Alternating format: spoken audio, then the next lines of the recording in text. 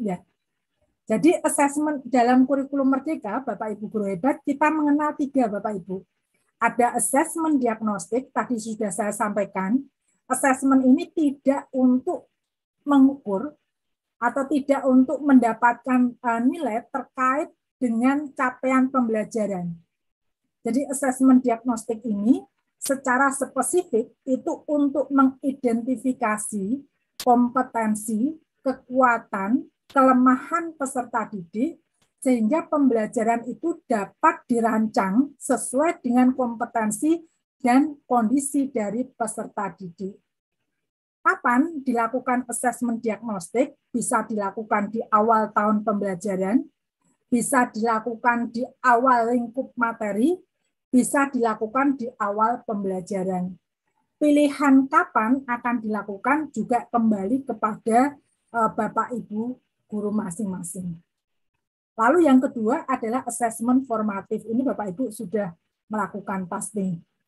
Jenis penilaian yang memberikan umpan balik kepada pendidik dan peserta didik untuk meningkatkan proses pembelajaran. Pelaksanaannya dari awal sampai proses pembelajaran itu berlangsung. Jadi selama proses, dari awal sampai selama proses. Itu asesmen formatif. Lalu yang ketiga adalah asesmen sumatif yang kemarin baru saja dilakukan. Jadi untuk memastikan ketercapaian keseluruhan dari tujuan pembelajaran, biasanya asesmen ini dilakukan pada akhir proses pembelajaran atau dapat juga dilakukan sekaligus untuk 2 atau lebih tujuan pembelajaran sesuai dengan pertimbangan pendidik dan kebijakan satuan pendidikan. Jadi di sini sudah jelas ya Bapak Ibu guru hebat, untuk pelaksanaan dari asesmen ini masing-masing disesuaikan dengan kondisi dari peserta didik di satuan pendidikan.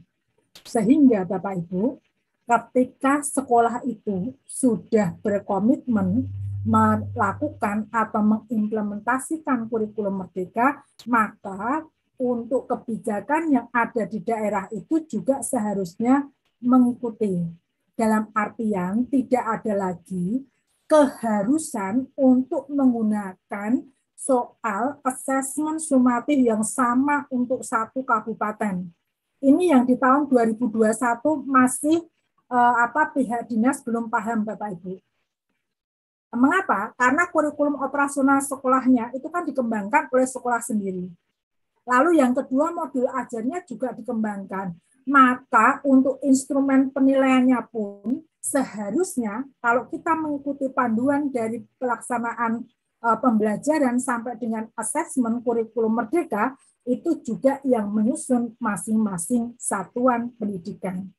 Termasuk berapa nilai yang harus dipenuhi atau berapa standarnya untuk anak itu bisa naik kelas dan anak itu lulus, yang menentukan adalah satuan pendidikan sendiri.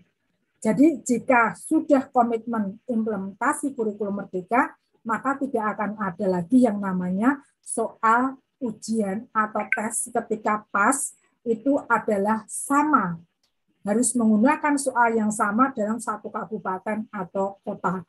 Kalau itu yang terjadi berarti masih ada miskonsepsi berkaitan dengan asesmen pada kurikulum Merdeka. Ini masih terjadi dulu di banyak kabupaten kota pada saat tahun pertama implementasi KUMER, yaitu 2021.